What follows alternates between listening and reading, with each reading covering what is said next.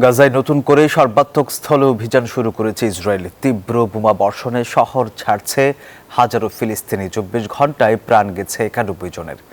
এমন অস্থিতিশীল পরিস্থিতিতে যুদ্ধ বন্ধ এবং জিম্মিদের মুক্তির দাবিতে জেরুজালেমে বিক্ষোভ চলছে। অন্যদিকে আন্তর্জাতিক চাপ এড়াতে নিজস্ব অস্ত্র শিল্প গড়ার ঘোষণা দিয়েছেন প্রধানমন্ত্রী বেনিয়ামিন নেতানিয়াহু।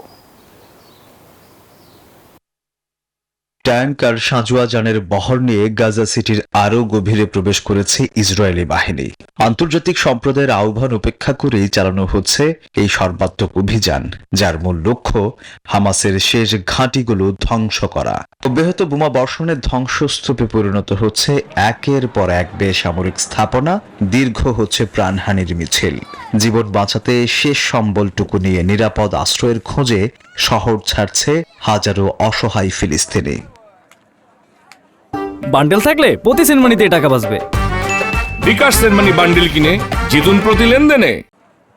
এরই মধ্যে ইসরায়েলি প্রধানমন্ত্রী বেনিয়ামিন নেতানিয়াহু আন্তর্জাতিক চাপ মোকাবিলায় নিজস্ব স্বাধীন অস্ত্র শিল্প গড়ে তোলার ঘোষণা দিয়েছেন।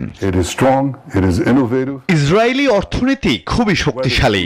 আমার এতে অসাধারণ আস্থা আছে। এটি শক্তিশালী, এটি উদ্ভাবনী।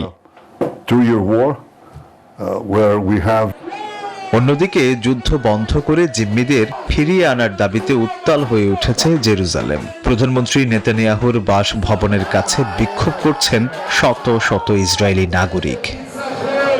Desk report, news 24।